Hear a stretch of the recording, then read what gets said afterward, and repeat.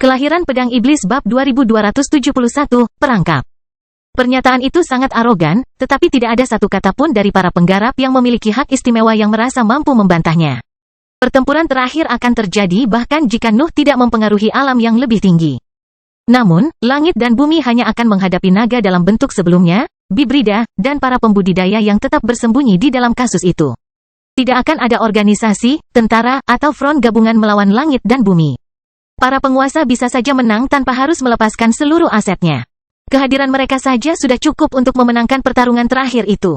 Kultivar yang memiliki hak istimewa mau tidak mau membandingkan versi pertarungan terakhir itu dengan apa yang ada tepat di depan mata mereka. Langit dan bumi tidak bisa bergabung dalam medan perang karena segelnya. Langit hanya bisa menyaksikan pasukannya mendarat dan daratan mengirimkan serangan ke permukaannya yang tidak berdaya. Banyaknya bawahan, avatar yang lebih lemah, dan ciptaan yang tak terhitung jumlahnya telah menyusut secara signifikan karena semua perlindungan yang harus mereka hadapi. Jumlah mereka sekarang sama dengan lawan mereka, dan langit dan bumi tidak bisa berbuat apa-apa mengenai masalah itu. Para pemimpin pasukan langit dan bumi juga tidak bisa menunjukkan kekuatan mereka. Pasukan Nuh mengurung mereka dalam pertempuran yang mencegah mereka mempengaruhi medan perang. Pertempuran besar masih menguntungkan langit dan bumi. Namun para penggarap yang memiliki hak istimewa tidak pernah membayangkan situasi akan mencapai titik itu. Arsitek ilahi, Decumia, Marcella, tekad penguasa, dan lelaki tua itu menghadapi lawan yang relatif kuat. Itu saja sudah mencengangkan. Para penggarap istimewa lainnya di panggung padat juga tidak dapat mempengaruhi medan perang. Nuh, Alexander, Naga Waktu, dan Iblis Peramal terlalu kuat dan membutuhkan perhatian penuh mereka. Rasanya sungguh luar biasa bahwa organisasi sekecil itu berhasil memaksa langit dan bumi menjadi seperti itu, namun kenyataan di medan perang tidak dapat disangkal. Kekuatan Nuh telah melahirkan sesuatu yang sesuai dengan namanya, dan semuanya masih jauh dari selesai. Kedelapan ahli menyaksikan saat banyak kreasi perlahan mendekati posisi mereka. Noah tidak terbang bersama pasukannya, tapi itu tidak membuat suasana menjadi kurang mengancam. Naga, avatar, dan pedang mengeluarkan suara samar bernada tinggi yang mengungkapkan kemampuan mereka untuk memanggil kekuatan pedang terkutuklah. Namun, dapat diasumsikan bahwa mereka juga dapat menghasilkan benih parasit. Kedelapan ahli itu tidak takut dengan kemampuan itu, tapi jumlah mereka bisa merepotkan. Pendengkur juga menunjukkan hasil dari kemajuan Nuh baru-baru ini. Sehingga para penggarap yang memiliki hak istimewa tahu bahwa mereka tidak dapat memperlakukan ciptaan itu seperti senjata sekali pakai belaka. Jangan bermain sesuai aturannya, lelaki tua itu akhirnya memerintahkan sambil mengarahkan tangannya ke depan. Ketujuh temannya memahami arti perintah itu dan mengangkat tangan mereka untuk mengumpulkan energi mereka. Serangkaian kemampuan dengan cepat melesat ke depan dan terbang menuju pasukan yang datang untuk menghentikan gerak majunya. Suara-suara bernada tinggi semakin keras ketika tentara berpisah untuk menghindari serangan yang datang. Beberapa tim terbentuk dan berakselerasi untuk mencapai lawan mereka lebih cepat, namun lawan mereka telah memperkirakan kejadian serupa. Para penggarap yang memiliki hak istimewa telah mengirimkan pancaran energi sederhana, tetapi serangan itu berubah setelah tentara terpecah. Beberapa berubah menjadi tembok yang bertujuan untuk menutup setiap jalan, sementara yang lain melahirkan kemampuan berbeda yang menargetkan tim tertentu. Salah satu serangannya berubah menjadi gas abu-abu yang mengembang dengan kecepatan tak terduga. Bahkan Nuh kesulitan melacak pergerakannya. Teknik ini hanya membutuhkan waktu sekejap untuk mencapai tim terdekat, namun seluruh pasukan menghilang pada saat itu. Para kultivator yang memiliki hak istimewa memperluas kesadaran mereka sementara teknik mereka meledak atau menyebar ke dalam kehampaan. Mereka bahkan mengaktifkan semua kemampuan yang dimaksudkan untuk melawan domain bayangan. Tetapi mereka tidak mendapatkan kesempatan untuk menunjukkan kekuatan mereka sejak pasukan muncul kembali di atas peleton. Gelombang mental yang terbuka memperingatkan delapan ahli dan memungkinkan mereka melepaskan kemampuan di atas mereka, tetapi tentara tersebut menghilang lagi. Tetap saja, pedang itu muncul di sekitar peleton dan meluncur ke depan dalam serangan yang sembrono. Para penggarap yang memiliki hak istimewa tidak membiarkan pedang mengejutkan mereka. Mereka segera melancarkan lebih banyak serangan ke arah senjata yang masuk dan membanjiri mereka dengan energi yang tidak dapat mereka atasi. Namun, pedang-pedang itu berkumpul menjadi kelompok-kelompok kecil sebelum gelombang energi menghantam mereka. Suara-suara bernada tinggi juga memenuhi area tersebut sebelum serangkaian sosok muncul di hadapan pedang terbang. Naga dan avatarnya muncul kembali, tapi pedang di tangan mereka sudah mengumpulkan cukup energi untuk melancarkan serangan. Gelombang kekuatan yang tajam keluar dari mereka segera setelah sosok mereka menjadi jelas sepenuhnya, dan keheningan terjadi segera setelah teknik itu mengenai kemampuan yang masuk. Gelombang energi warna-warni yang dikeluarkan oleh para ahli melihat garis-garis hitam menyerang kain mereka bahkan sebelum menyentuh serangan yang datang. Bentrokan itu membuat mereka semua melepaskan kehancurannya, dan lubang-lubang besar pasti muncul dalam serangan itu. Pedangnya melesat ke depan pada saat itu. Mereka menggunakan lubang yang dibuat oleh rekan-rekan mereka untuk memutus struktur serangan lawan yang tidak stabil dan menggali jalan yang bisa dilewati oleh tentara. Para penggarap yang memiliki hak istimewa tidak ragu-ragu untuk melancarkan lebih banyak serangan, tetapi tentaranya menghilang lagi. Tetap saja, hujan tebasan hitam menimpa teknik dan sekeliling mereka, menghancurkan setiap jejak kekuatan mereka. Para ahli hanya bisa melirik ke kejauhan. Ekspresi mereka menjadi jelek saat melihat Nuh dengan pedang di keningnya. Seringai mengejeknya sudah lebih dari cukup untuk menjelaskan apa yang terjadi. Tentara telah mengizinkan Nuh untuk mempersiapkan serangan tanpa diketahui oleh para penggarap yang memiliki hak istimewa, tetapi dia tidak bisa begitu saja melepaskannya ke lawan-lawannya. Mereka pasti melihat dan bereaksi terhadap hal itu. Namun, situasinya berbeda ketika terjadi penyerangan. Nuh dapat menghancurkan mereka tanpa menyadarkan naluri bertahan hidup para ahli. Tentara dapat dengan aman muncul di sekitar para penggarap yang memiliki hak istimewa dan melanjutkan serangan mereka. Para ahli menemukan formasi pertempuran mereka hancur dengan pedang, naga, dan avatar beterbangan di mana-mana di sekitar mereka. Pedang-pedang itu mulai memenuhi seluruh area dengan garis-garis hitam saat suara-suara bernada tinggi terus keluar dari strukturnya. Sebaliknya, para avatar mengeluarkan tawa kejam saat mereka melambaikan tangan dan mengirimkan tebasan yang tak terhitung jumlahnya ke segala arah. Adapun naga, mereka meluncurkan tebasan, tapi mereka juga melepaskan api hitam yang membakar setiap sisa energi dan menggunakannya untuk menambah kekuatan pada serangan mereka. Para kultivator yang memiliki hak istimewa tidak dapat menghindari penderitaan akibat kekacauan itu. Namun mereka segera menyadari bahwa lawan mereka terlalu lemah untuk memiliki peluang melawan mereka. Serangan balik pertama dari pihak penggarap istimewa menghancurkan banyak makhluk, tapi kehancuran itu hanya melepaskan benih dan bahkan lebih banyak tebasan. Serangan tersebut datang langsung dari Nuh, sehingga para ahli tidak dapat mencegah lahirnya akar dan lebih banyak cabang parasit tersebut. Situasi masih dapat dikendalikan. Bagaimanapun, ada 8 penggarap istimewa di tempat kejadian. Menghancurkan akar dan beberapa makhluk tingkat atas memang menantang tetapi bisa dilakukan. Namun, berbagai kekuatan tarik tiba-tiba keluar dari naga dan menguras energi para pembudidaya. Efek itu hanya berlangsung sesaat, tetapi parasit menggunakannya untuk memperluas akar dan membuat sangkar berbentuk bola. Para penggarap yang memiliki hak istimewa hanya dapat menerima bahwa mereka telah jatuh ke dalam perangkap kedua. Mereka mendapati diri mereka dikelilingi oleh makhluk-makhluk yang dapat dibuang dan dilindungi dari medan perang lainnya. Keluarnya membutuhkan waktu, dan mereka tidak dapat membayangkan apa yang akan dilakukan Nuh pada periode itu. Kelahiran Pedang Iblis Bab 2272, Pusaran. Noah bisa mengalihkan perhatiannya ke medan perang sekarang karena kedua peleton itu terjebak di dalam tekniknya. Membunuh para penggarap istimewa itu akan membantu pihaknya, tetapi dia ingin melihat apakah dia bisa melakukan lebih dari itu. Matanya tertuju pada 6 pemimpin pasukan langit dan bumi, tetapi dia merasa terpaksa untuk segera mengecualikan beberapa dari mereka, terutama Caesar. Yang terakhir ini tidak menjadi masalah untuk saat ini. Orang tua itu juga tidak bisa menjadi sasaran potensial. Swordsane mengalami kesulitan menghadapinya, tetapi Noah tidak percaya bahwa temannya bisa kalah. Arsitek ilahi juga di luar jangkauan. Mungkin lebih baik membunuhnya segera, tapi Noah tidak bisa ikut campur saat Raja Elbas sedang menanganinya. Dia harus menyerahkan pertarungan itu kepada rekannya agar dia bisa berkembang. Tekad penguasa memang merepotkan, tapi sekarang dia harus mengkhawatirkan pencuri tertinggi dan pembangun hebat. Nuh tidak tahu apakah mereka bisa menang, tetapi memberikan lebih banyak perhatian kepada satu kultivator yang mempunyai hak istimewa hanya akan mempersulit timnya. Hanya Decumia dan Marcella yang tetap menjadi target potensial dalam pikiran Noah. June tidak ingin ada campur tangan dalam pertarungannya, tapi Noah yakin dia bisa membantu sedikit, terutama karena dia tidak bertarung sendirian. Tetap saja, Decumia nampaknya jauh lebih bermasalah. Stephen benar-benar sangat ingin melawannya, dan si bodoh belum bergabung dalam pertukaran itu. Mereka membutuhkan bantuan, dan Noah tidak keberatan terbang ke sana untuk mengirimkan 1 atau 2 tebasan. Meski begitu, gelombang kekuatan tiba-tiba muncul dalam jangkauan kesadaran Nuh dan memaksanya berbalik ke arah sangkar berbentuk bola yang terbuat dari akar. Gelombang energi telah menembus cabang parasit, dan sesosok tubuh menggunakannya untuk melarikan diri dari jebakan itu. Noah tidak merasa terkejut saat melihat lelaki tua itu keluar dari energi ungu. Yang terakhir adalah satu-satunya pembudidaya di peleton yang dapat menembus akarnya dengan begitu cepat, tetapi Nuh tidak membiarkan ahli lainnya menggunakan lubang itu untuk melarikan diri. Kegelapan yang sangat halus mengirimkan potensi ke semua aset yang ada di dalam sangkar, yang meledak dengan kekuatan dan memaksa para ahli untuk menghentikan teknik pergerakan mereka. Penundaan itu memungkinkan akar tumbuh dan menutup lubang yang dibuat oleh lelaki tua itu. Segala sesuatunya tidak akan semudah yang kamu kira, Lelaki tua itu mengumumkan sambil menyilangkan tangan dan menyembunyikan tangannya di balik lengan bajunya. Nuh dengan dingin menatap ahli itu tanpa memberikan jawaban apapun. Pedang iblis menggeram, dan pedang terkutuklah mengeluarkan satu suara bernada tinggi sebelum terdiam. Mereka berdua mempersiapkan diri untuk pertempuran yang akan segera terjadi.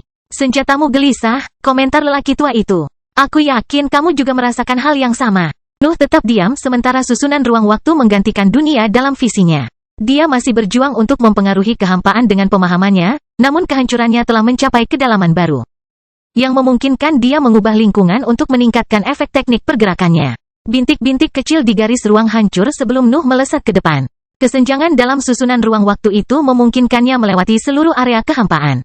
Mengubah lari cepatnya menjadi serangkaian teleportasi yang mempersingkat keseluruhan waktu yang dibutuhkan untuk mencapai lawannya.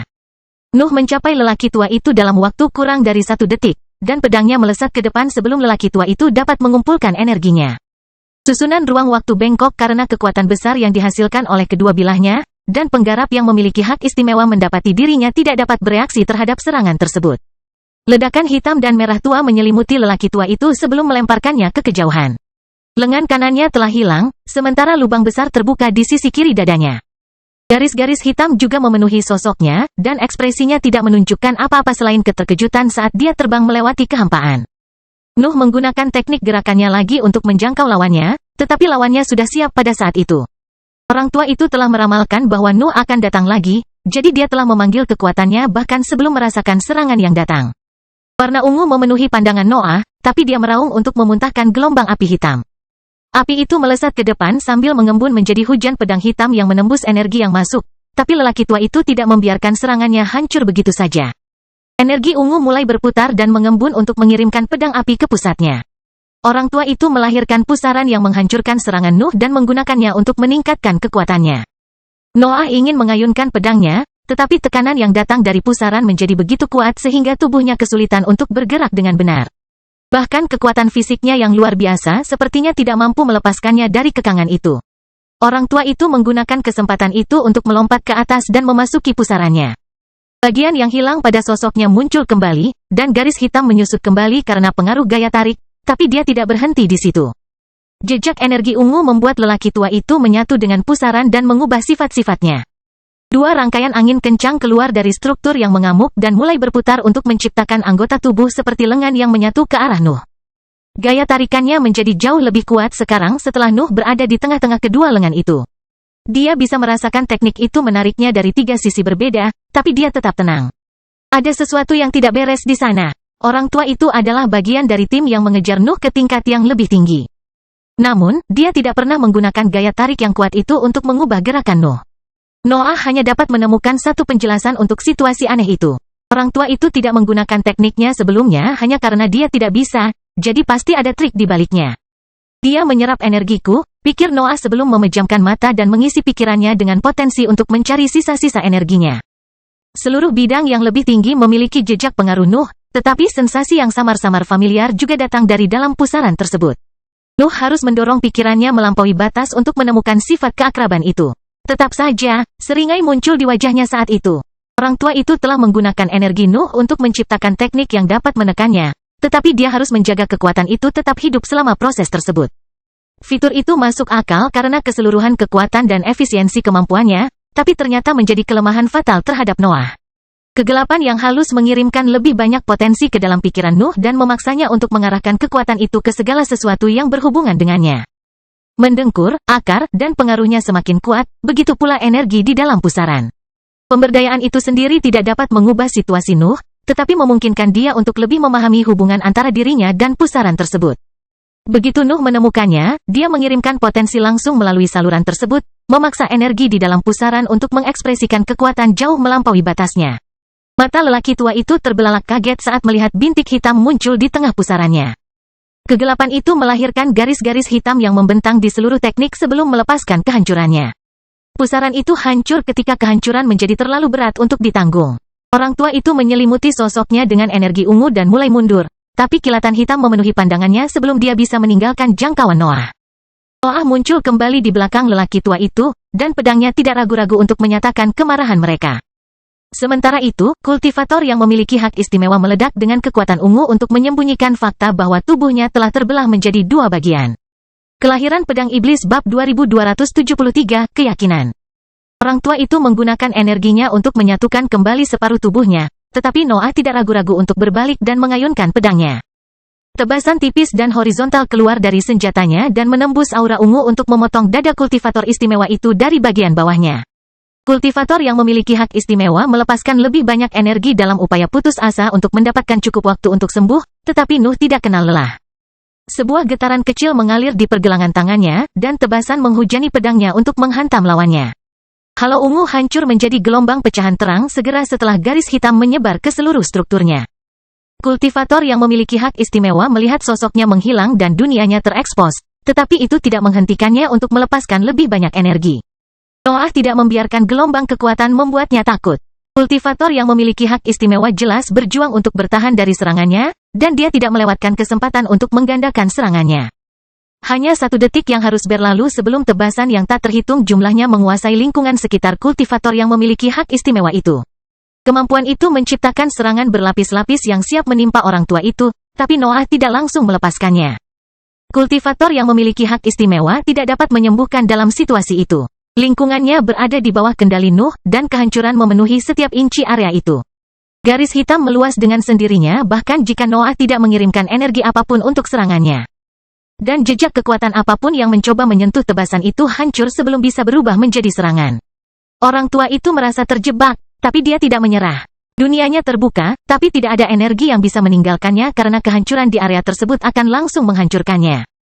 Melawan balik adalah hal yang mustahil, jadi kultivator yang memiliki hak istimewa menggunakan pendekatan sebaliknya. Dia membuat energi di dalam dunianya berputar untuk menghasilkan kekuatan tarik yang menarik sebagian kehancuran di area tersebut. Seringai dingin muncul di wajah Nuh ketika dia memahami rencana kultivator yang memiliki hak istimewa itu. Tidak sulit untuk memprediksi apa yang ada dalam pikiran sang ahli setelah menghadapi serangan sebelumnya.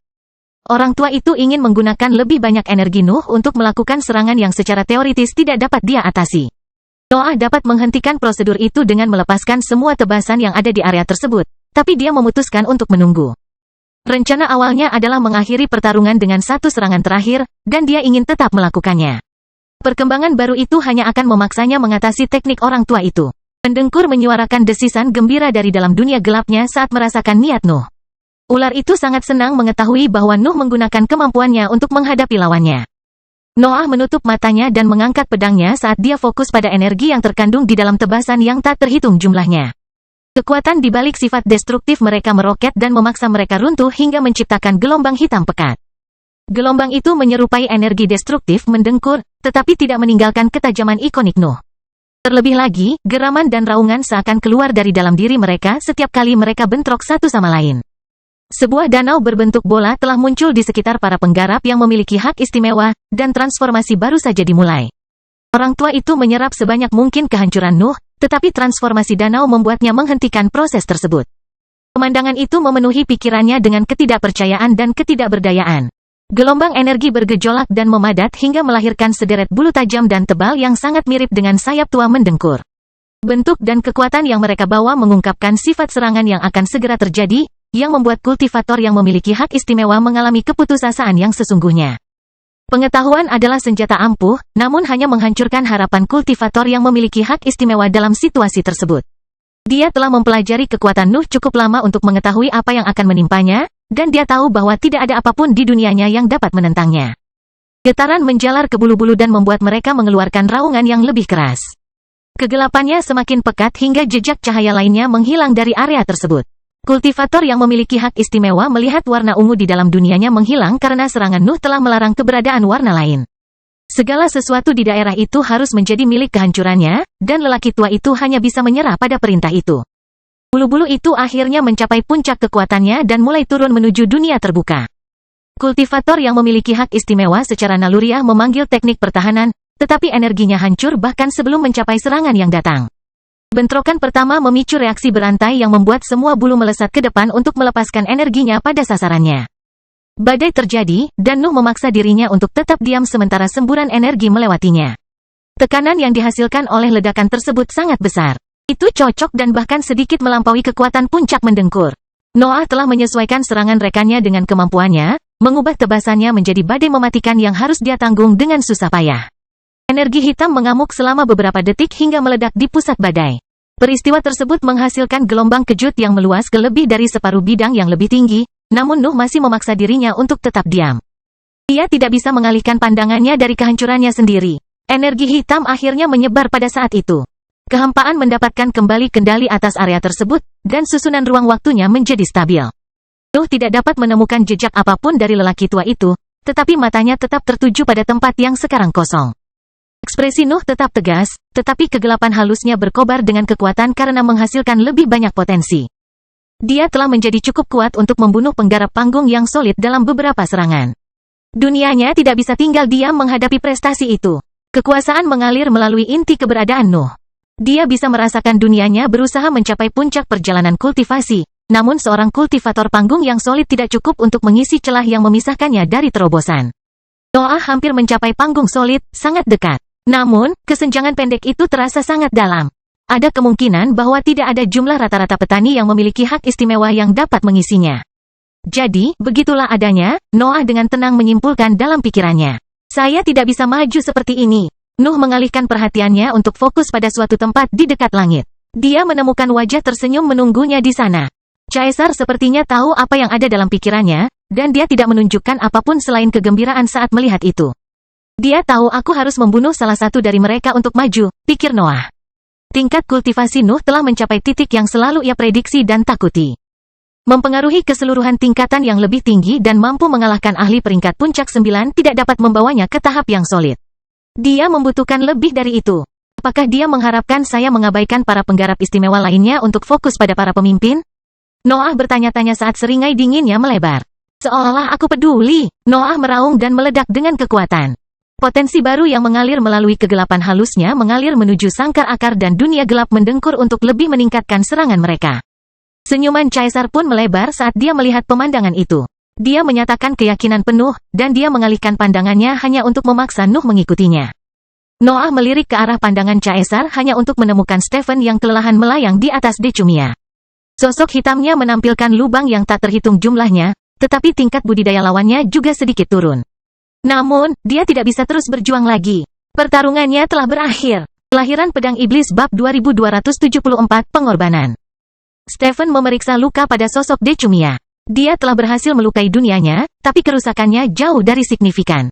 Namun, itu sudah cukup untuk melengsarkannya dari puncak perjalanan kultivasi. Seorang kultivator yang memiliki hak istimewa di puncak panggung solid adalah lawan yang tangguh. Tetapi banyak orang di dalam organisasi Nuh dapat menghadapi ancaman seperti itu.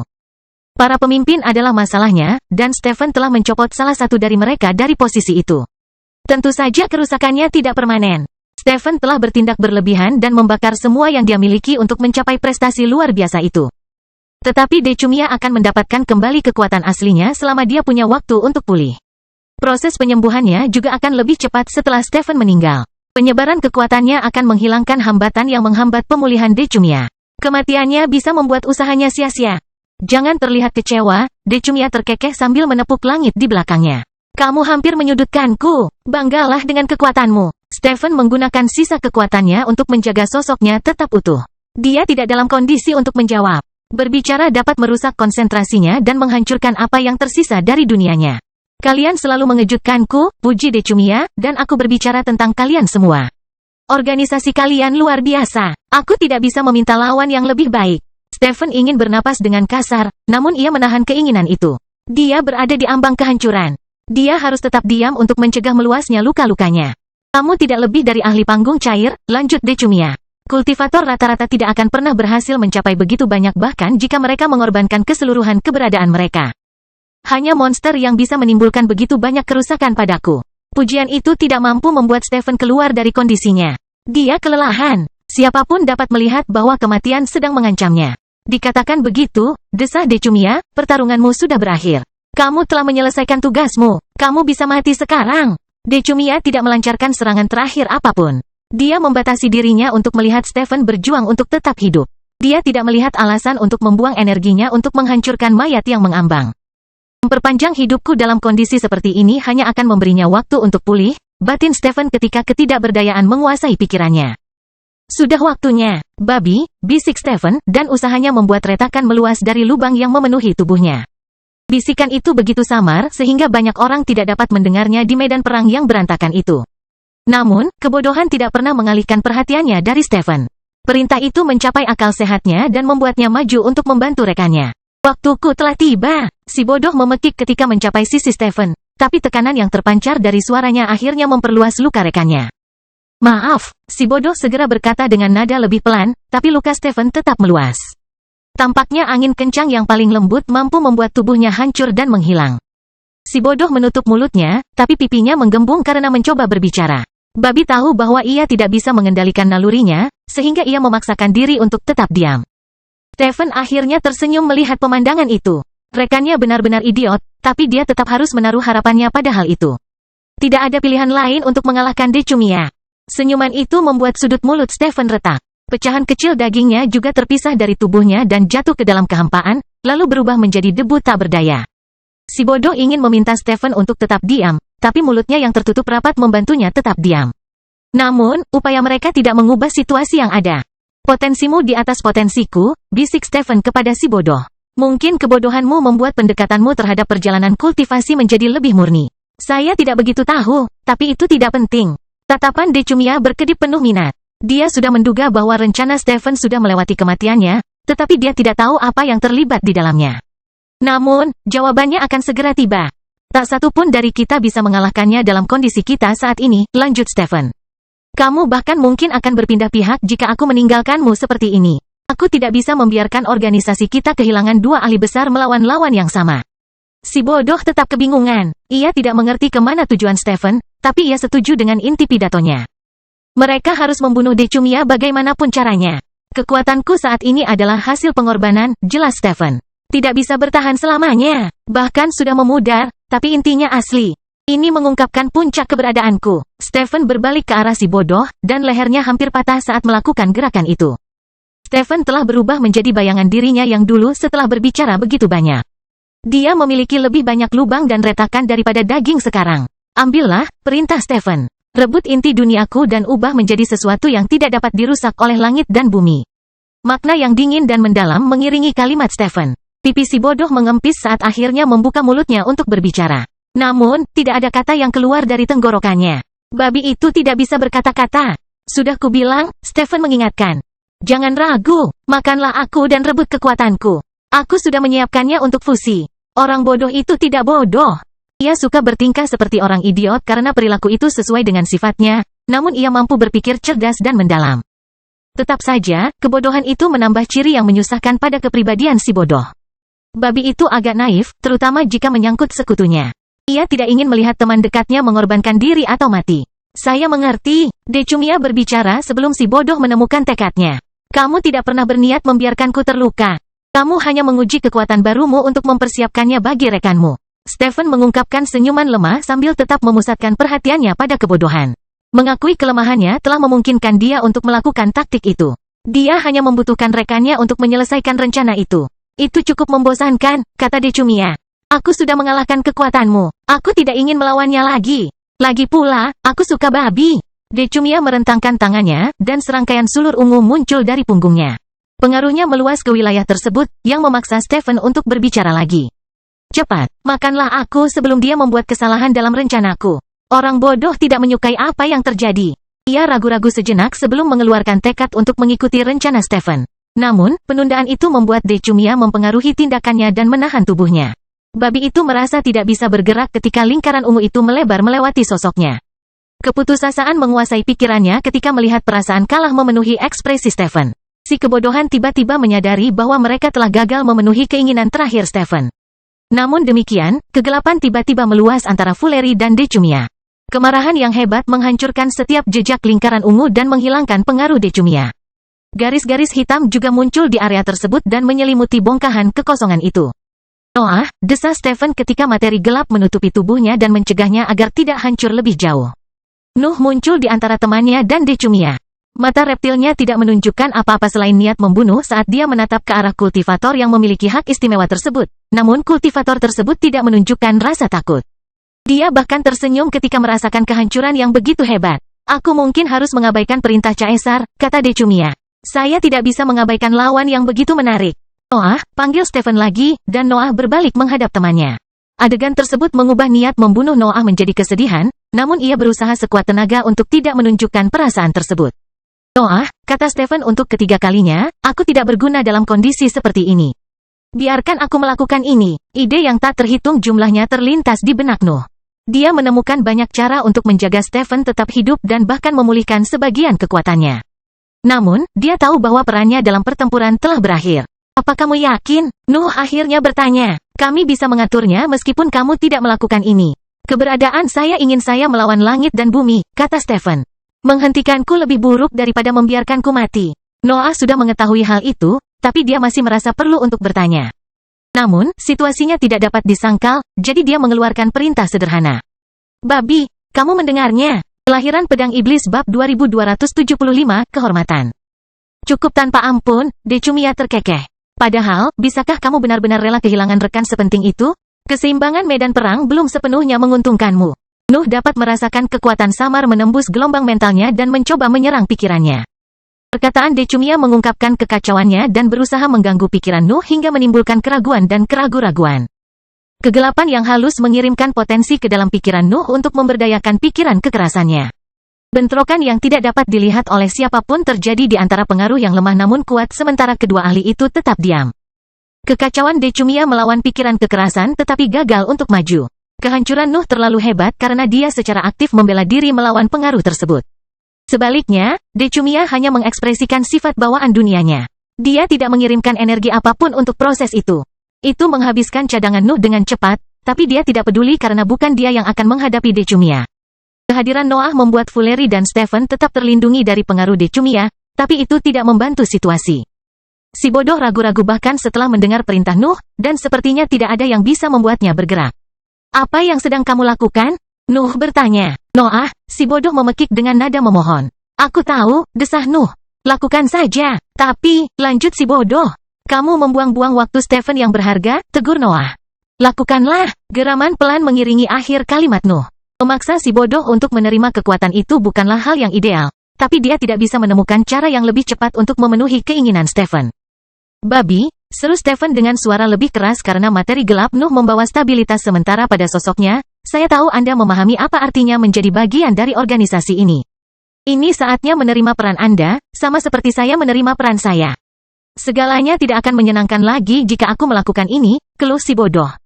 Lihatlah medan perangnya, kata Stephen. Berapa banyak anggota spesiesmu yang telah mati? Berapa banyak teman yang hilang dari kita melawan kekuatan langit dan bumi? Waktu untuk tertawa akan tiba, tetapi sekarang kamu harus bertarung. Iblis sejati selalu punya waktu untuk tertawa, Noah ikut mengobrol.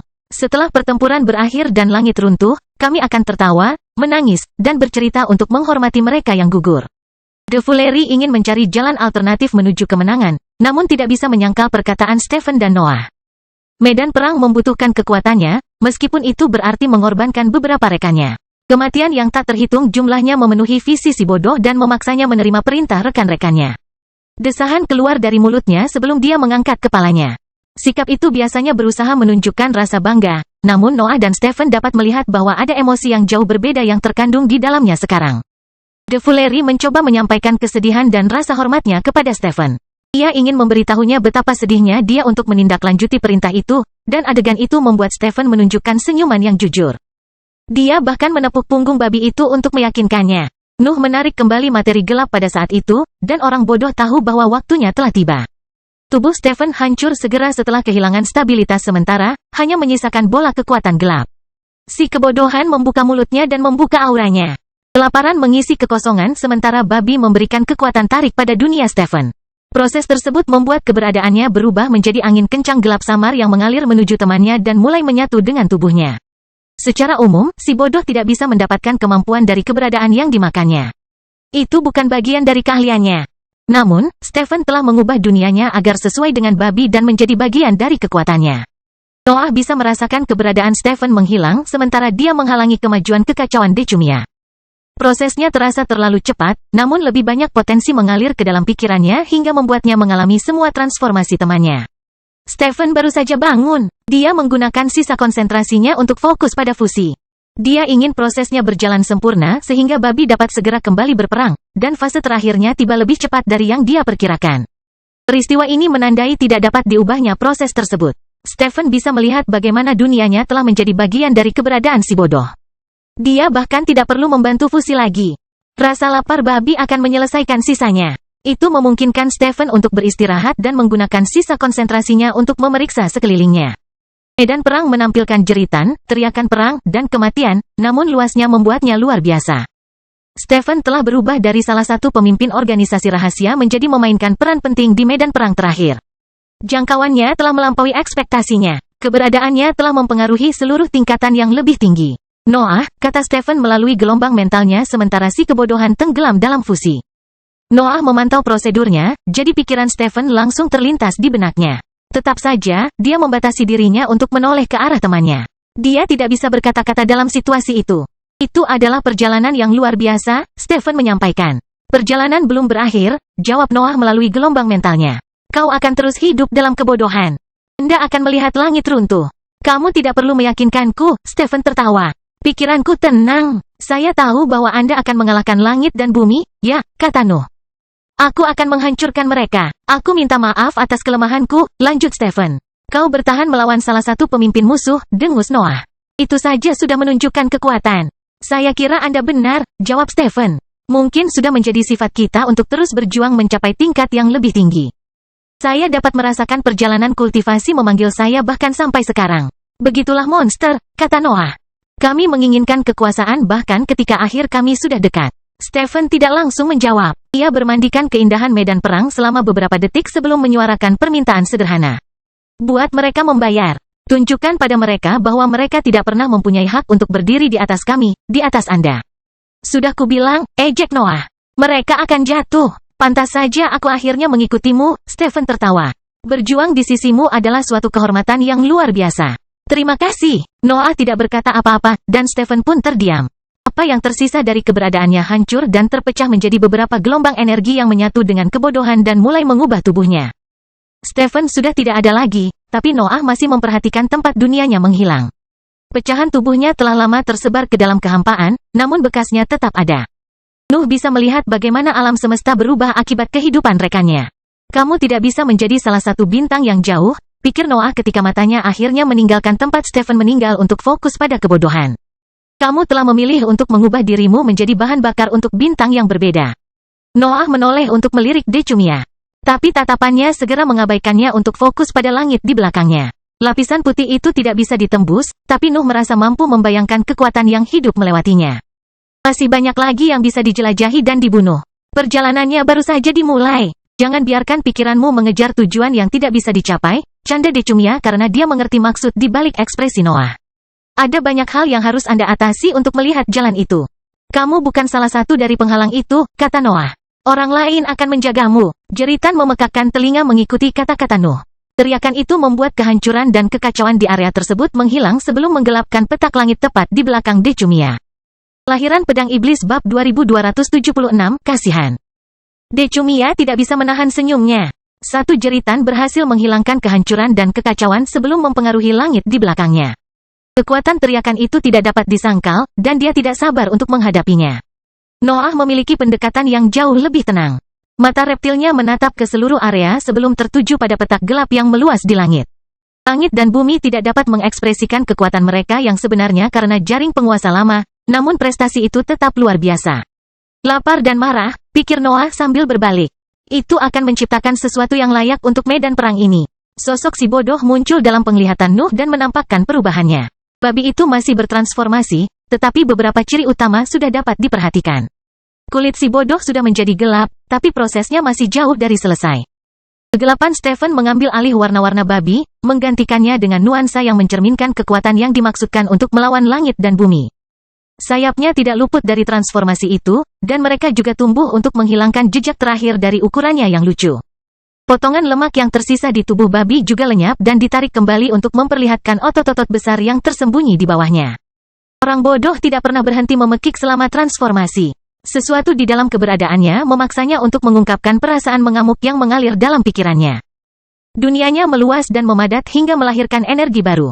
Fuleri selalu kurang dalam bidang itu karena kenaifan dan waktu singkat yang dihabiskan sebagai bibrida, namun keberadaan Stephen telah memperbaiki masalah tersebut. Nuh dapat melihat dunia baru menjadi hidup. Ciri-ciri bawaan The Fuleri menyatu dengan pengalaman Stephen sebagai seorang kultivator dan melahirkan sesuatu yang sama sekali berbeda tanpa meninggalkan kekuatan unik dari kedua ahli tersebut. Kelompok Fuleri sebagian besar mengungkapkan rasa lapar, namun kekuatannya masih relatif muda.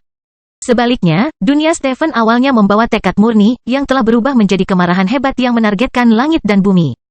Stephen juga telah memberdayakan dunianya pada saat-saat terakhirnya, mengubah kemarahannya menjadi sesuatu yang terfokus pada Decumia.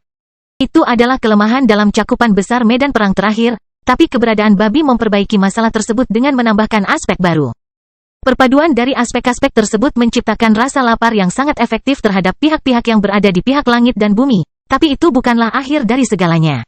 Sesuatu yang kuat namun samar telah muncul di kedalaman keberadaan orang bodoh, dan Nuh tidak dapat memahami sifatnya bahkan ketika dia fokus pada fitur itu. Itu menarik, Decumia berseru ketika dia merasakan kekuatan samar itu. Noah secara naluriah memelototi Decumia, tapi dia tidak memperhatikannya. Lawan barunya telah begitu memikatnya sehingga dia menahan diri untuk tidak melepaskan auranya. Rasa lapar yang hebat masih memenuhi area tersebut, namun Noah dapat melepaskan energinya setelah terbiasa dengan lingkungan baru tersebut. Kebodohan tidak berfokus pada siapapun, jadi kepadatan daya yang lebih tinggi sudah cukup untuk membuat bahan bakar lain bertahan di bawah pengaruhnya. Decumia mengetahui fitur itu melalui Noah, tapi dia masih menahan diri untuk melepaskan kekacauannya. Dia ingin si bodoh menyelesaikan transformasinya dan memberinya pertarungan yang telah lama dia dambakan. Noah tetap di posisinya meskipun dia tidak merasakan bahaya datang dari Decumia. Mendengkur dan Akar sedang menangani pengejarnya, sehingga dia bisa meluangkan waktu untuk membantu temannya. Meski demikian, penantian tersebut memaksa Nuh untuk lebih sadar akan keadaan medan perang. Kekacauan, kematian, dan tangisan seakan tiada habisnya, dan kepedihan kepergian Stephen menambah desakan berbeda dalam pikirannya. Bermain dengan yang lemah adalah tugasku saat ini, Noah mengingatkan dirinya sendiri. Usahaku membawa kita lebih dekat pada kemenangan. Upaya Nuh untuk menenangkan diri tidak membuahkan hasil. Dunianya menjadi gelisah saat dia menunggu kesempatan untuk terjun kembali ke medan perang. Dia ingin berbuat lebih banyak untuk organisasinya. Keberadaannya mendorongnya melakukan tindakan sembrono. Kekosongan menjadi gelap sementara Nuh tetap fokus pada kondisi mentalnya. Menahan diri bukanlah keahliannya, dan perubahan lingkungan segera menarik perhatian Decumia. Kultivator yang memiliki hak istimewa mulai memiliki keraguan. Decumia bisa merasakan bahaya yang terpancar dari Noah, tapi dia tidak bisa memutuskan antara si bodoh dan dia. Kedua ahli tersebut tampaknya merupakan lawan yang layak, dan Decumia siap meninggalkan rencana Caesar untuk mencari hiburan yang belum tersedia dalam pertempuran terakhir. Namun, jeritan itu tiba-tiba berhenti dan mencegahnya mengambil pilihan itu. Rasa lapar menghilang sebelum aura yang lebih kuat menyebar di area tersebut. Pengaruh baru ini masih membawa kekuatan awal si bodoh, namun juga mengungkapkan sesuatu yang berbeda. Terlebih lagi, itu tidak lagi menghancurkan gelombang energi acak. Noah dan Decumia menyadari bahwa mereka tidak perlu menggunakan metode khusus apapun untuk melepaskan energi mereka sekarang. Namun, langit di belakang Decumia tetap gelap, yang menunjukkan bagaimana pengaruh pasif Fuleri masih mempengaruhi langit dan bumi. Noah, seru si bodoh dengan suara yang dalam.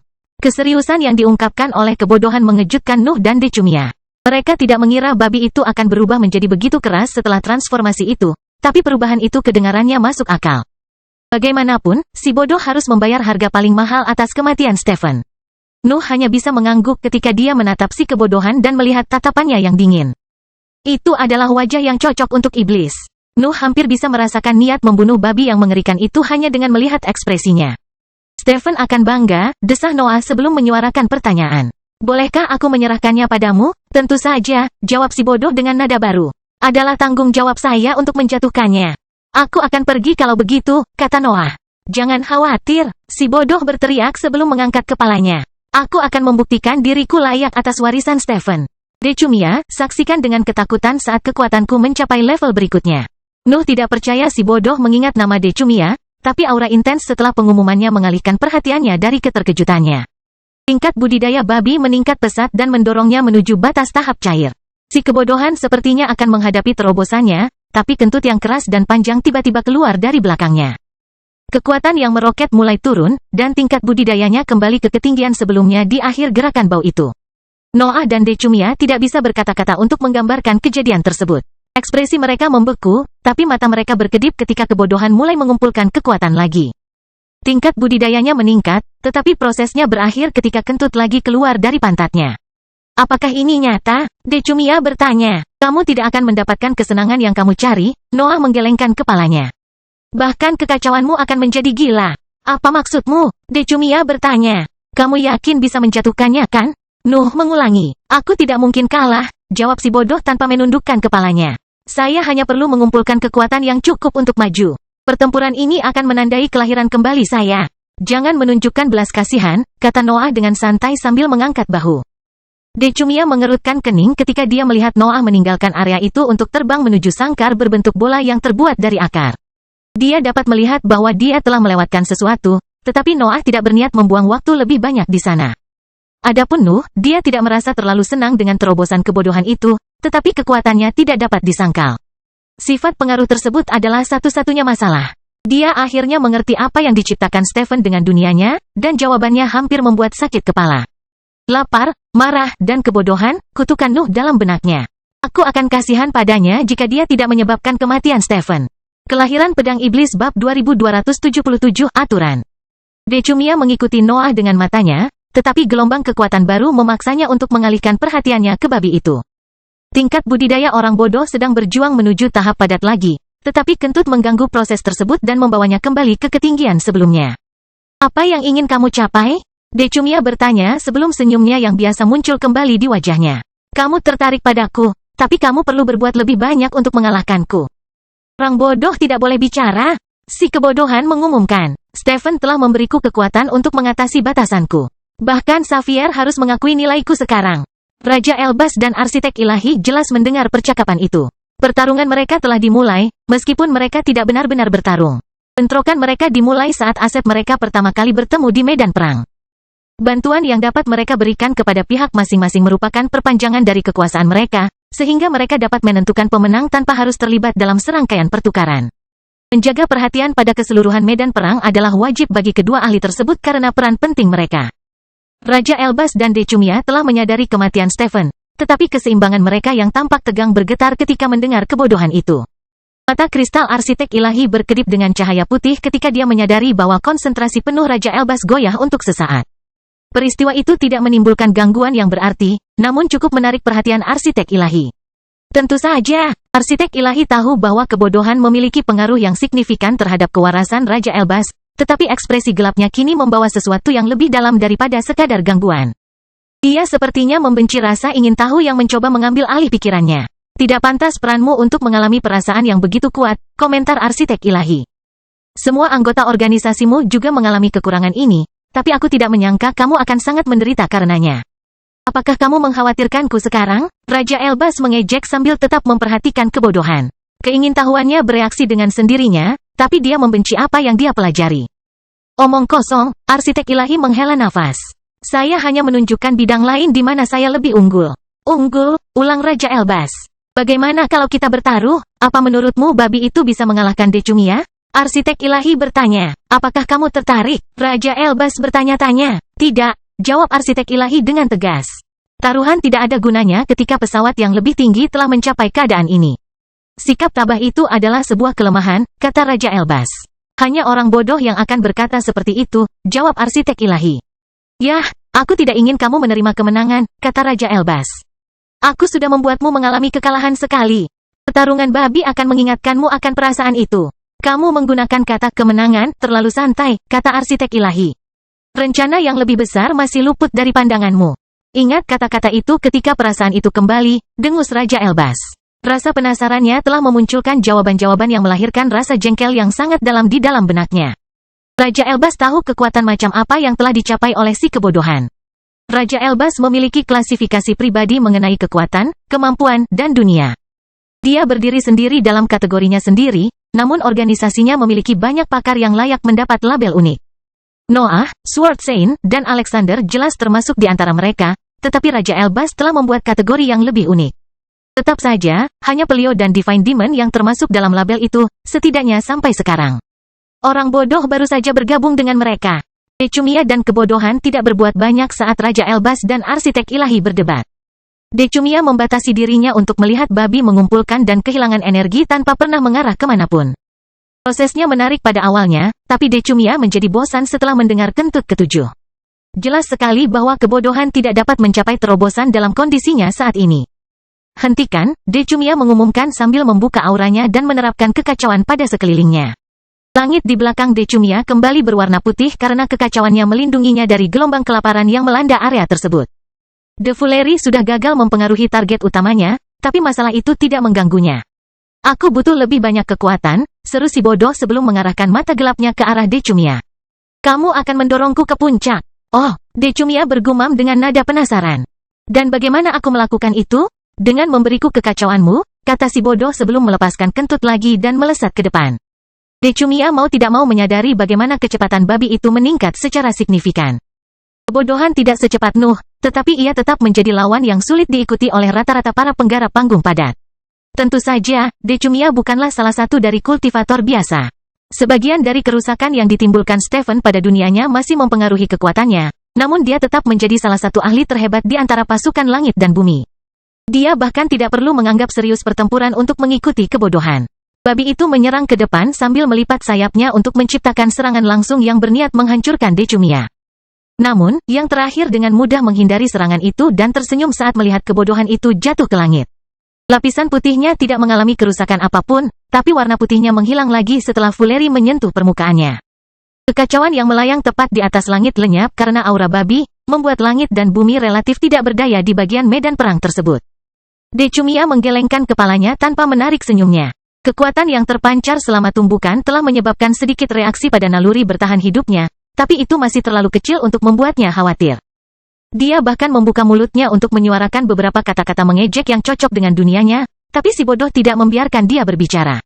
Kentut lagi keluar dari Fuleri, tapi mata Decumia melebar karena terkejut saat dia melihat gas berbau keluar dari sayap kanannya. Anggota tubuh itu tidak memiliki lubang yang nyata, tapi dia tidak dapat menyangkal apa yang telah terjadi. Yang terjadi setelah kentut itu semakin mengejutkan Decumia. Gaya dorong yang dihasilkan oleh keluarnya gas berbau membuat Fuleri menembak ke arah kiri dan berlari menuju Decumia lagi. Sprintnya jauh lebih cepat dari sebelumnya, tapi masih gagal di mata Decumia. Keterlambatan yang disebabkan oleh keterkejutannya tidak menghalanginya untuk menghindari serangan yang datang dengan langkah menghindar yang tepat. Si bodoh melintasi posisi Decumia bahkan tanpa nyaris memukulnya. Sosoknya mulai terbang lebih jauh ke dalam kehampaan dan mengancam akan meninggalkan medan perang sama sekali, tapi kepalanya menoleh tajam ke atas, dan gerakan itu melahirkan kentut lagi. Gas tersebut memungkinkan si bodoh membalikkan momentumnya sepenuhnya. Babi itu menembak ke arah Decumia lagi, dan Decumia tetap terdiam di depan teknik gerakan itu. Kentutnya aneh tapi oke. Masalahnya datang dari betapa mudahnya si bodoh mengabaikan peraturan dasar susunan ruang waktu. Sprint yang kuat dan cepat biasanya memerlukan waktu untuk membubarkan momentumnya. Para pembudidaya dan ahli lainnya mengubah arah dengan menerapkan kekuatan yang lebih kuat, yang menyebabkan stasis total dalam beberapa detik. Orang bodoh mengabaikan peraturan itu. Kentutnya membuatnya berubah arah secara instan, bahkan tanpa harus membubarkan momentum yang terkumpul hingga saat itu. Sebenarnya, babi itu sepertinya sedang memilah energi itu untuk mengumpulkannya ke dalam dunianya. Kelahiran Pedang Iblis Bab 2278, Penyerangan.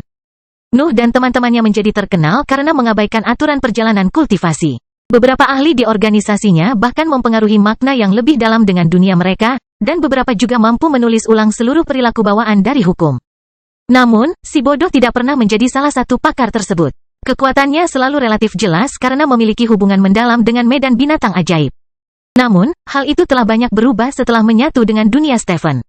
Kebodohan tidak hanya mengabaikan hukum dunia. Itu juga mempengaruhi bidang yang biasanya tidak disentuh oleh kekuatannya. Susunan ruang waktu dari kehampaan bahkan terlalu dalam untuk levelnya saat ini, tapi teknik pergerakannya sepertinya tidak mempedulikannya.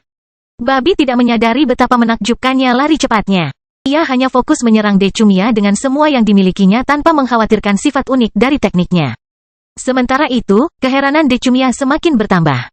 Dia bisa dengan mudah menghindari serangan itu, tapi kekuatan babi itu tetap mengejutkan. Bahkan kekacauannya nampaknya tidak dapat mempengaruhinya karena fondasi dan kemampuannya yang tidak konsisten. Diam sebentar, Decumia akhirnya memerintahkan setelah berhasil menghindari serangan sembrono lainnya. Kebodohan baru saja mulai membalikkan momentumnya. Tubuhnya berputar berbentuk U tanpa melambat atau membuang waktu, dan energi itu tetap berada di sekitar sosoknya bahkan ketika ia memutuskan untuk berhenti mendengarkan Decumia. Kenapa kamu menggunakan kentut untuk bergerak? Decumia langsung bertanya. Itu bukan bagian inti dari kekuatanmu, jadi pasti ada cara yang lebih baik untuk menggunakan kemampuanmu. Kemampuan apa? Si bodoh bertanya-tanya. Teknik gerakanmu, jawab Decunia sambil menunjuk energi di sekitar Fuleri. Tidak bisakah kamu melihat tubuhmu mempertahankan momentum bahkan setelah berhenti sepenuhnya? Si bodoh melirik energi gelap bau yang mengelilingi tubuhnya dan mengerutkan kening sebelum mengeluarkan nada percaya diri. Saya selalu tahu bahwa energi ini ada di sini. Ekspresi Decunia membeku. Ada suara si bodoh yang tidak meyakinkan telah mengungkapkan bahwa ia tidak memiliki pengetahuan tentang kekuatannya saat ini. Ia bahkan tidak menyadari bahwa kentutnya membuatnya mencapai sesuatu yang luar biasa. Apakah kamu menyadari apa yang kamu lakukan? Decumia bertanya. Anda menulis ulang peraturan yang melibatkan pergerakan dan penerbangan. Anda berlari dalam garis lurus meskipun tubuh Anda melakukan putaran. Memujiku tidak akan menyelamatkan hidupmu, si bodoh mengumumkan sambil mengangkat kepalanya. Nasibmu sudah ditentukan. Decumia tidak tahu bagaimana mendekati si kebodohan. Senyum muncul di wajahnya, tapi dia juga mengerutkan kening. Kebingungan dan kegembiraan bercampur di kepalanya saat dia mencoba mencari tahu apa yang dimaksud dengan babi itu. Kamu punya sayap, lanjut Decumia. Mengapa kamu menggunakannya untuk berakselerasi? Mereka pasti menghabiskan lebih sedikit energi, bukan? Si bodoh menundukkan kepalanya untuk fokus pada Decumia selama beberapa detik. Matanya kemudian beralih ke sayapnya. Babi mengepakkannya beberapa kali sebelum mengeluarkan kentut pendek dari pangkalnya untuk mempelajari berapa banyak energi yang terkuras dari kedua gerakan tersebut. Babi itu segera mengalihkan perhatiannya kembali ke Decumia sebelum menunjukkan senyuman bangga. Decumia tidak tahu apa maksud ungkapan itu, tapi si bodoh tidak ragu untuk menjelaskannya. Aku tahu kamu akan mendorongku ke puncak. Apa? Decumia bertanya sebelum mengangkat tangannya karena teriakan yang disuarakan oleh naluri bertahan hidupnya. Semuanya terjadi dalam sekejap. De Fuleri mengepakkan sayapnya dan mengeluarkan kentut dari markasnya pada saat yang sama untuk melakukan sprint yang bahkan Decumia tidak bisa lacak dengan baik. Teknik gerakannya membuat Fuleri menabrak Decumia sebelum dia bisa memanggil jejak energi apapun. Dampaknya melemparkannya ke kejauhan dan membuatnya terbanting ke lapisan putih lagi. Sebagian energi Fuleri telah melekat pada Decumia dan memperkuat dampaknya. Kekuatan itu akhirnya menyebar setelah dia menghantam langit, dan warna putih yang dibawa oleh lapisan padat itu lenyap karena pengaruhnya. Decumia tidak terluka. Energinya mengalir ke seluruh tubuhnya, sehingga sosoknya dapat menahan serangan sederhana itu. Namun, dia segera menyadari sesuatu yang jauh lebih buruk daripada cedera fisik. Decumia harus mempelajari dunianya untuk menyadari apa yang telah berubah. Keberadaannya tetap utuh, namun sebagian energi di dalamnya telah lenyap. Kultivator yang memiliki hak istimewa tidak butuh waktu lama untuk menemukan energinya yang hilang. Koneksi antara dunianya dan kekuatan itu masih ada. Dia bisa merasakan bagaimana perut babi perlahan mencerna bahan bakar tersebut untuk diubah menjadi nutrisi. Tingkat budidaya si bodoh meningkat saat ia mengangkat kepalanya. Kekuatannya mencoba melewati batas tahap cair lagi, namun kentut akhirnya keluar dari pantatnya dan membubarkan perbaikan tersebut. Meski begitu, Decumia menyadari bagaimana proses tersebut tidak menyia-nyiakan energinya. Kekuatan itu masih ada di dalam kebodohan meskipun kentut seharusnya membubarkannya. Bagaimana caramu bekerja? Decumia mau tidak mau bertanya-tanya. Seorang ahli sejati harus melakukan apa yang dia rasakan, De Fuleri dengan bangga mengumumkan, tanpa mengkhawatirkan potensi bahaya dan teori. Tidak juga, Decumia terkekeh sebelum menggelengkan kepalanya dan meledak dengan kekuatan. Energi ungu memenuhi sekeliling Decumia dan menciptakan area yang penuh dengan kekacauan. Energinya yang kuat menghilangkan pengaruh kebodohan dan membuat langit bersinar dengan cahayanya lagi. Sebenarnya, warna putihnya tampak semakin pekat. Kekuatanmu menarik, seru Decumia. Saya tidak sabar untuk membuat Anda berpindah sisi untuk menjadikan Anda sebagai hewan peliharaan pribadi saya. Kata-kata itu sepertinya memicu sesuatu di dalam kebodohan. Babi itu menundukkan kepalanya untuk mengamati Decumia dengan matanya yang dingin. Ekspresinya memancarkan kemarahan yang wajar, tapi reaksi itu hanya melebarkan senyum Decumia. Aku hampir lupa, kata Decumia. Spesiesmu pernah dirantai satu kali. Ada apa? Apakah kamu marah sekarang? Kalau begitu, datanglah padaku. Kemarahanku menyatu dengan kekuatan Stephen, kata De Fuleri. Bahkan aku tidak tahu apa yang akan menimpamu. Biar ku tebak, ejek Decumia.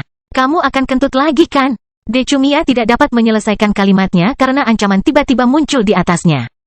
Kebodohan telah terwujud di tengah kekacauannya tanpa memberikan peringatan atau melepaskan gelombang energi apapun. Tekniknya menyerupai teleportasi, tapi Decumia menyadari betapa berbedanya kemampuan itu. Kebodohan itu tidak benar-benar bergerak. Arai ruang waktu juga tidak mengalami perubahan apapun. Alam semesta sendiri percaya bahwa babi selalu ada. Kebodohan tidak membiarkan Decumia merenungkan teknik barunya. Ia langsung berlari ke bawah untuk menabraknya dan melemparkannya menjauh. Dampaknya membuat Decumia terbang di kejauhan, namun dia berhasil membubarkan momentum itu dengan cepat. Decumia menyadari bagaimana dunianya kehilangan energi, dan dia tidak terkejut saat menemukan kekuatan yang hilang di dalam kebodohan. Tetap saja, babi tersebut tidak mencoba mendekati terobosan pada saat itu. The Fuleri muncul di tempat di atas Decumia sebelum melakukan serangan sembrono lainnya. Namun, Decumia berubah menjadi arus ungu yang memungkinkannya menghindari serangan itu dan mengembun ke area berbeda. Babi tidak berhenti di situ. Kekuatannya meningkat dan rasa laparnya keluar dari sosoknya saat ia melakukan teleportasi lain untuk mengejutkan Decumia. Namun, dia sudah memahami pola serangan itu saat itu, jadi dia menghindari serangan berikutnya lagi. Itu saja, Decumia bertanya setelah dia mencapai bagian lain dari medan perang. Si bodoh tidak menjawab, tapi keheningannya tidak memuaskan Decumia. Ada yang tidak beres, dan dia segera menyadari alasan di balik perasaan itu. Sebagian tangannya telah hilang meskipun babi itu tidak melancarkan serangannya. Bagaimana kamu menyakitiku? Decumia bertanya sementara energinya membangun kembali tangannya. Seranganmu gagal. Siapa bilang sebuah serangan harus berhasil agar bisa memberikan efeknya? Si kebodohan mencibir. Kelahiran Pedang Iblis bab 2279 putar. Nuh merasakan sakit kepala saat mencoba mengendalikan pikirannya saat dia memeriksa pertempuran si bodoh. Babi itu telah memperoleh kekuatan yang merepotkan, dan bahkan Decumia yang jelas-jelas superior pun berjuang untuk menghadapinya. Nuh segera berhenti fokus pada kebodohan untuk mengembalikan perhatiannya pada tugasnya. Mendengkur membuat lawan-lawannya sibuk di dalam dunia gelapnya, jadi hanya sangkar berbentuk bola yang terbuat dari akar yang memerlukan kerja keras dari ujungnya. Meskipun demikian, parasit tersebut menikmati masuknya potensi yang datang dari kegelapan yang sangat halus. Nuh bahkan telah membunuh salah satu pembudidaya istimewa dari tim itu, yang membuat cukup sulit untuk melarikan diri dari kandang. Para pembudidaya yang memiliki hak istimewa masih mencoba yang terbaik untuk mengalahkan aset yang dapat dibuang dan membuat lubang di susunan akar. Namun, Noah melancarkan tebasan tajam setiap kali seseorang hampir keluar dari kandang. Pendekatan tersebut lambat, namun memungkinkan Nuh menghemat energi saat melawan berbagai aset kuat. Tak satu pun dari para penggarap istimewa itu berada di levelnya, tetapi mereka dapat menciptakan masalah jika mereka berhasil menyudutkannya melalui serangan gabungan. Masalahnya tidak melibatkan jumlah kekuatan keseluruhan yang mampu dipanggil oleh para ahli ketika bekerja sama. Nuh harus berhati-hati dengan cadangan energi mereka karena dunianya yang luar biasa pun tidak dapat mengatasi rintangan tersebut dalam situasi itu. Sejujurnya, Nuh sudah hampir mendekati batas kemampuannya beberapa kali sejak awal pertempuran terakhir. Lagi pula, melawan seorang kultivator yang memiliki hak istimewa di tahap solid mengharuskannya untuk mengerahkan seluruh kemampuannya. Namun, sifat kegelapan yang sangat halus memungkinkan Nuh untuk terus berjuang. Setiap kemenangan menghasilkan lebih banyak potensi dan mengisi kembali dunianya dengan energi yang berharga. Dia tidak bisa mendekati terobosan dengan metode itu, tapi dia bisa tetap menjadi ancaman yang signifikan bagi lawan-lawannya. Itu adalah tugas Nuh. Organisasinya memiliki rencana yang tidak jelas untuk pertempuran terakhir, dan perannya cukup penting. Menyibukkan begitu banyak penggarap istimewa sangat membantu pihaknya dan pada akhirnya akan memberinya keuntungan besar selama fase terakhir perang itu. Namun, kematian Stephen menambah kesedihan pada peran itu. Nuh terus mengalihkan perhatiannya dari para ahli yang terperangkap untuk melihat pertempuran penting lainnya. Dia tidak ingin menghalangi teman-temannya, tetapi dia merasakan keinginan untuk melawan kultivator yang lebih kuat. Nuh tahu bahwa dorongan itu mungkin berakar jauh di dunianya. Dia sudah memastikan bahwa dia harus mengalahkan salah satu pemimpin musuh untuk maju. Keinginannya yang terus-menerus untuk mendapatkan lebih banyak kekuatan secara alami mendorongnya ke arah lawan-lawannya, dan dia harus menekan perasaan itu untuk tetap pada perannya. Namun, Nuh tidak pernah pandai menahan diri. Dia bisa merasakan hasrat itu menyatu dengan pikiran kekerasannya dan emosi yang disebabkan oleh kematian Stephen hingga menciptakan sesuatu yang tidak dapat dihentikan. Tentu saja, hal itu saja tidak dapat mengalihkan perhatian Noah dari perannya. Dia memiliki tanggung jawab, dan kesalahan yang dilakukannya bisa berakibat fatal dalam skala besar pertempuran terakhir. Masalah dimulai pada saat itu. Nuh dapat menahan keinginan tersebut, tetapi pemikiran yang benar lebih sulit untuk diabaikan. Berurusan dengan naluri bukanlah suatu masalah, tapi dia merasa sulit untuk menghadapinya begitu naluri itu menjadi masuk akal. Ini adalah upaya terbaik kita untuk mempertahankan energi, Noah mengingatkan dirinya sendiri. Langit dan bumi akan membebaskan diri pada suatu saat. Kami harus siap menghadapi mereka. Saya harus mempercayai teman-teman saya, lanjut Noah dalam pikirannya. Ini hanyalah permulaan. Segalanya akan berubah begitu langit dan bumi tiba. Kenapa dia masih menatapku? Nuh akhirnya berpikir sambil melirik ke arah Caesar. Caesar tidak mempengaruhi medan perang dengan cara apapun. Dia juga menahan pengaruhnya saat dia melayang di tempat yang relatif kosong di hadapan langit. Tetap saja, dia sudah lama memutuskan untuk tetap memperhatikan Nuh, dan Nuh tidak tahu alasannya. Apakah dia tahu kalau aku akan membentak? Nuh bertanya-tanya, apakah dia melakukan ini untuk mewujudkannya dengan cepat? Nuh tidak dapat menemukan jawaban, namun masalahnya tetap ada. Senyum puas Caesar adalah pemandangan yang tidak bisa dia abaikan. Sikap itu juga mempengaruhi perasaan sakit hati yang disebabkan oleh kematian Stephen, menjadikannya lebih kuat dari sebelumnya. Semuanya berjalan baik-baik saja di medan perang. Pasukan daratan masih menderita kekalahan dari waktu ke waktu, tetapi momentum mereka sudah ditentukan. Para pemimpin langit dan bumi adalah satu-satunya pengecualian, tetapi Nuh juga mengharapkan hal yang sama. Secara teori, Nuh bisa menemukan pengganti tugasnya. Kaisar dan Ratu dapat menangani lebih banyak lawan, dan Mendengkur tidak membutuhkan bantuannya untuk menghadapi para ahli yang terjebak di dunia gelapnya. Namun, Nuh tahu bahwa mengejar Kaisar saat ini tidak akan membawa hasil apapun. Dia tidak cukup kuat untuk mempengaruhi dunianya. Pertukaran di awal pertarungan terakhir telah membuktikan hal itu. Serangkaian pertukaran mengikuti pemikiran itu. Nuh fokus mengirim para penggarap yang mencoba melarikan diri dari kandangnya kembali ke pusatnya, tetapi ia gagal memberikan pukulan mematikan. Noah harus masuk ke dalam sangkar dan memanggil beberapa serangan terkuatnya untuk membunuh para ahli, tapi akarnya sudah melemahkan mereka. Dia akan menang selama dia membuat lawannya terjebak di sana. Penantian itu tidak menguntungkan kondisi mental Nuh. Dia bisa merasakan tatapan Caesar padanya saat dia menghadapi lawan-lawannya. Kesombongan dan tantangan di balik sikap itu memicu naluri yang ingin ia kendalikan, namun ia tetap tidak membiarkan emosi menguasai pikirannya. Tebasan acak pada akhirnya menyebabkan lonjakan potensi di dalam kegelapan halus. Nuh memperhatikan bagaimana salah satu pembudidaya di dalam kandang akhirnya menjadi mangsa dari banyak ancaman yang terkandung di dalam akar. Kematian itu telah mengisi sebagian dunianya, tapi dia dengan cepat menggunakan energi itu untuk mengirimkan lebih banyak kekuatan ke tekniknya. Tren itu sepertinya tidak bisa dihancurkan.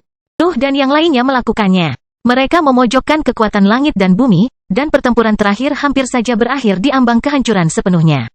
Ayo, Caesar akhirnya berbicara. Aku tahu kamu tidak senang dengan ini. Suara Caesar menyebar ke seluruh alam yang lebih tinggi, tapi semua orang tahu sasaran dari kata-kata itu. Noah mengabaikan tantangan itu dan terus fokus pada lawannya. Mendengkur bahkan akhirnya membunuh salah satu pembudidaya yang memiliki hak istimewa, sehingga ia dapat mengalihkan perhatiannya dengan menikmati potensi baru yang memenuhi dunianya. Kau tahu, kemenangan ini tidak berarti apa-apa, lanjut Caesar. Kamu harus membunuh sebagian dari kami untuk maju ke arah yang benar.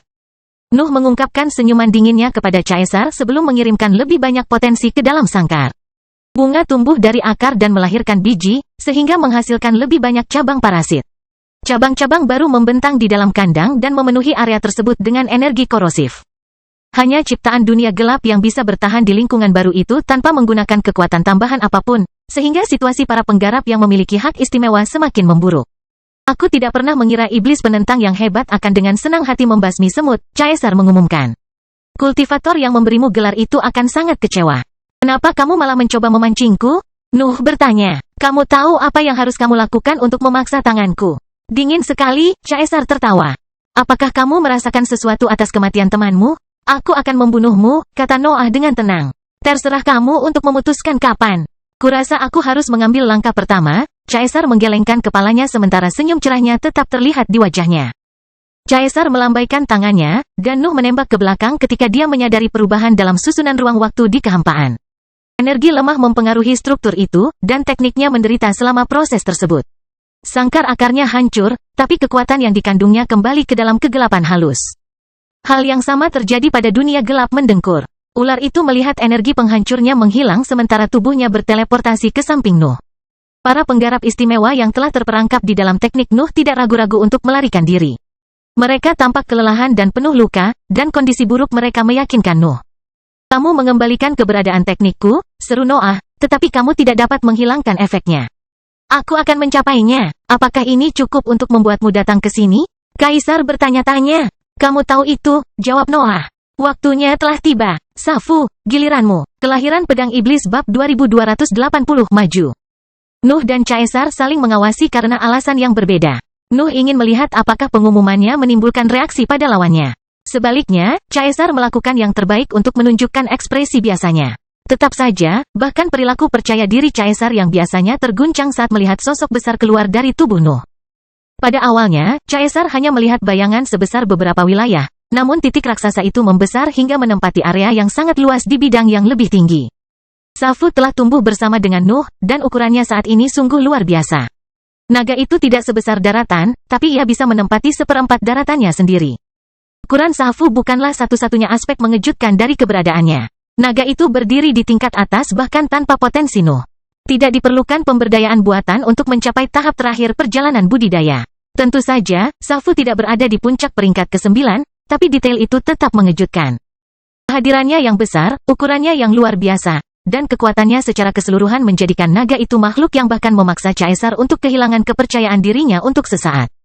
Safu tidak menakuti Caesar, tapi nasibnya tidak bisa memprediksi segalanya, jadi dia membiarkan dirinya sedikit terkejut. Namun, apa yang terjadi selanjutnya tetap berada dalam perhitungannya. Raungan yang memaksa sebagian besar ahli di medan perang untuk memanggil kemampuan bertahan keluar dari mulut Safu tepat setelah mendarat di daratan, tapi itu bukanlah akhir dari semuanya. Safu merentangkan keenam lengannya yang tumbuh saat materi gelap keluar dari tubuhnya untuk mengubah sebagian strukturnya. Seluruh medan perang tampak terdiam dan terkesiap ketika naga itu menyegel cakarnya di pangkalan daratan dan mulai mengerahkan kekuatan untuk mencoba mengangkatnya. Para ahli dari kedua belah pihak menyaksikan Safu memegang daratan seolah-olah itu adalah pedang yang tepat. Namun, meraih basisnya saja tidak cukup untuk mendapatkan kekuatannya. Rumah hitam raksasa itu lebih dari sekedar senjata. Itu adalah makhluk dengan kemauan dan dorongan. Geraman yang dalam terdengar dari daratan. Makhluk itu tidak menyukai bagaimana Safu menghentikan serangannya yang tanpa henti ke arah langit, tapi kejadian tersebut tidak langsung menyebabkan bentrokan. Safu juga menggeram. Naga itu lebih pintar daripada daratan dalam hal kecerdasan murni, dan pengalamannya juga sangat berharga dalam situasi itu. Safu berusaha menyampaikan maksudnya dengan bahasa yang dapat dipahami makhluk itu. Bagaimanapun, mereka mencari kerjasama. Anehnya, daratan sepertinya mendengarkan Safu. Ia tidak langsung menyerah, tapi menjadi lebih tenang saat geraman lembut keluar dari permukaannya. Safu dan daratan akhirnya terlibat dalam percakapan yang hanya mereka yang bisa mengerti. Bahkan Nuh tidak bisa mengungkapkan tangisan itu dengan kata-kata yang tepat. Pertukaran geraman mengungkapkan maksud yang rumit dengan kedalaman yang berbeda-beda, jadi sangat mustahil untuk menemukan satu makna pun. Namun demikian, pemandangan tersebut mengisyaratkan peristiwa yang akan terjadi meskipun Safu dan daratan belum menemukan kesepakatan. Satu-satunya pemikiran bahwa naga besar itu dapat menggunakan pedang raksasa itu membuat pasukan langit dan bumi ketakutan, dan sebagian dari pihak Nuh juga berbagi kekhawatiran itu. Sementara itu, Nuh terbang menuju Kaisar. Tidak ada yang berani menghalangi jalannya, meskipun dia maju perlahan. Semua orang tahu bahwa pertempuran yang akan segera terjadi tidak bisa dihindari, dan menentang keinginan Caesar tidak termasuk dalam rencana mereka. Realitas terkutuklah, seru Noah selama penerbangannya, dan rekannya segera muncul di sisinya. Aku tidak bisa menghabiskan waktu terlalu lama untuk berbicara, Curse Reality mengumumkan. Saya sudah berusaha sekuat tenaga untuk mendukung berbagai bangunan. Kamu harus melakukan lebih banyak lagi dalam waktu dekat, seru Noah. Kita tidak bisa membiarkan semua orang mati hanya karena kita sudah mulai berjuang. Saya sudah membuat brankas dari kegagalan, Curse Reality menunjukkan. Kamu tahu itu? Apakah itu cukup untuk melawannya? Noah bertanya sambil melirik Safu dan daratan. Apakah mereka akan menyerang kita? Realitas terkutuklah yang dipertanyakan. Apa menurutmu mereka akan peduli dengan sekutunya? Jawab Nuh. Inilah akhirnya, kata Curse Reality. Tidak cukup, kata Noah. Meskipun kita hampir sampai, aku akan berusaha menjaga keselamatan semua orang, kata Curse Reality. Kamu bisa berusaha sekuat tenaga. Jangan khawatirkan yang lain. Itulah masalahnya, desah Noah. Lagi pula aku tidak akan khawatir. Realitas terkutuklah melirik dingin ke arah Nuh, tetapi ekspresinya meleleh ketika seluruh medan perang kembali sadar. Hanya pemimpin yang kejam yang dapat menciptakan situasi seperti itu, dan organisasi mereka mungkin memerlukan metode yang lebih brutal untuk meraih kemenangan. Nuh dan realitas terkutuklah tidak berbicara lagi. Realitas terkutuklah berteleportasi dan mencapai susunan prasasti halus untuk menambahkan pertahanan dan dimensi terpisah pada strukturnya. Raja Elbas sudah menangani berbagai teleportasi yang mengarah langsung ke dalam susunan prasasti. Realitas terkutuklah hanya perlu memperkuat pertahanan itu karena kemampuan beliau mungkin tidak akan cukup untuk menangani apa yang akan terjadi. Sebagian besar ahli yang tidak ada hubungannya dengan pertahanan tetap memusatkan perhatian pada Safu dan daratan. Namun, beberapa pemimpin merasa bahwa medan perang menginginkan sesuatu yang lebih dari mereka ketika mereka menyaksikan Nuh mendekati Kaisar. Para bawahan tidak dapat memahami arti di balik kemajuan Nuh, tetapi iblis surgawi dan ahli lain yang memiliki posisi serupa mengetahui hal itu dengan sangat baik. Nuh ikut serta dalam pertempuran penting itu. Waktu untuk menahan diri telah berakhir. June dan timnya sedang berjuang melawan lawannya. Kekuatan Marcella tampak tak ada habisnya, dan kemampuannya mampu menangkis setiap serangan yang mengarah ke sosoknya. Para ahli telah berhasil membebaskan daratan dari rintangan Marcella, namun prestasi mereka berakhir di sana. Serangan mereka tampaknya tidak mampu melukai lawan mereka bahkan dengan naga luar angkasa yang mengoordinasikan sebagian besar serangan. Tindakan Safu untuk sementara menghentikan serangan yang tiada henti, namun para ahli siap melanjutkan serangan mereka. Namun, aura padat tiba-tiba menimpa mereka, yang memaksa semua orang untuk melirik ke tempat di atas mereka. Apa yang kamu lakukan di sini? June mendengus ketika lautan cahaya merah tua memenuhi kekosongan di atasnya. Demon penentang telah melangkah maju, kata Demon ilahi. Kita tidak bisa bermain-main lagi. Kami bisa mengatasinya, lanjut June. Sejujurnya aku tidak peduli, jawab iblis ilahi. Saya hanya tahu bahwa saya harus mengakhiri ini. Pencuri tertinggi dan pembangun hebat tidak bekerja dengan baik melawan tekad penguasa. Mereka tidak kalah, namun juga tidak menang. Grid Builder kelelahan, jadi dia membatasi dirinya untuk mendukung rekannya melalui kreasi yang sederhana namun efektif. Adapun pencuri tertinggi, dia kebanyakan mengutuk kekuatannya sendiri setiap kali salah satu tekniknya gagal mengekspresikan kekuatan yang diinginkan. Pertarungan tersebut cukup spektakuler dan menegangkan, namun ketiga kultivator tersebut tidak dapat menahan diri untuk menghentikan serangan mereka untuk memeriksa Safu. Reaksi itu cukup aneh bagi tekad penguasa, tapi masuk akal karena menyangkut keselamatan langit dan bumi. Namun, sebelum para ahli dapat melanjutkan pertempuran mereka, sesosok tubuh berteleportasi di antara mereka dan menunda akhir dari jeda itu. Sosok Alexander yang relatif menyesal muncul di tengah pertarungan itu dan mengangguk ke arah teman-temannya sebelum beralih ke tekad penguasa. Apakah kita tidak akan mendapat masalah jika kita memfokuskan kekuatan utama kita pada beberapa pertempuran ini? Grid Builder bertanya-tanya karena dia memantau keseluruhan medan perang. Saya yakin kita memiliki rekan yang cakap, Alexander mengumumkan. Selain itu, hanya sedikit ahli yang dapat bergerak setelah daratan menunjukkan potensi sebenarnya. Apakah ada seseorang yang datang untukmu juga? Decumia bertanya setelah babi itu menyelesaikan tugas lainnya. Teman-temanku tahu betapa bertanggung jawabnya aku, pekik si bodoh. Saya cukup kuat untuk menangani tugas ini. Ini bukan masalah kekuatan, suara ketiga bergema di area tersebut sebelum gelombang kejut meluas antara Fuleri dan Decumia. Seseorang telah mendarat di area kosong itu, dan kedua ahli itu segera mengenalinya. Caesar mengejek Noah, kata Wilfred. Langit dan bumi mungkin akan melepaskan diri dari jaring penguasa lama. Kita harus menyakiti para pemimpin mereka sekarang karena kita punya kesempatan.